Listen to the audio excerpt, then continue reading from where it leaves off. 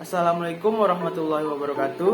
Kali ini saya akan menjelaskan apa itu teori sastra dan cara menikmati karya sastra. Teori sastra ada dua kata, yaitu teori dan sastra.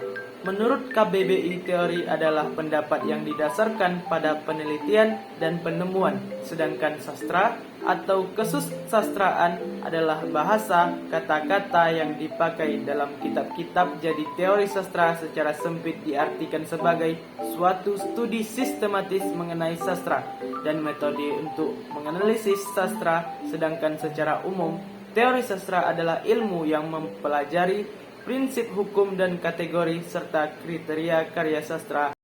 Yang membedakannya dengan yang bukan karya sastra, karya sastra merupakan ungkapan dari penciptanya yang berupa ide, gagasan, atau pengalaman pribadi dari sang penulis yang diungkapkan dalam bentuk sebuah karya.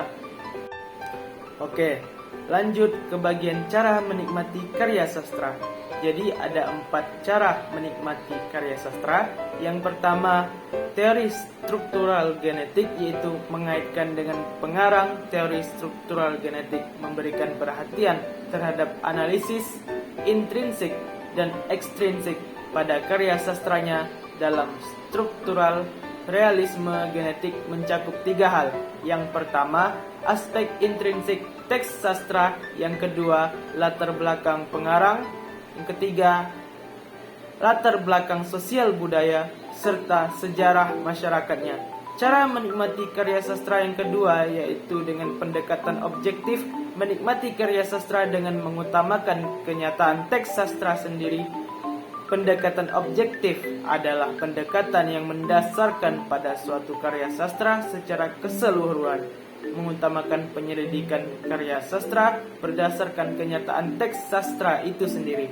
Jadi, pendekatan objektif tidak ada kaitannya dengan pengarang, hanya mengaitkan dengan unsur-unsur yang terdapat atau isi dari karya sastra itu sendiri.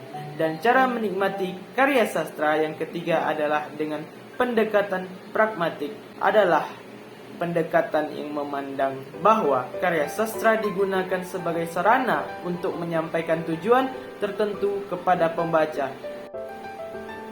Cara menikmati karya sastra yang terakhir yaitu dengan cara pendekatan dimetik, mengaitkan karya sastra dengan penikmat karya.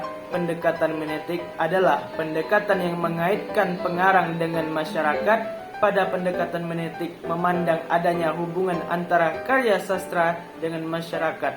Pendekatan ini memandang karya sastra sebagai ilustrasi dari realita.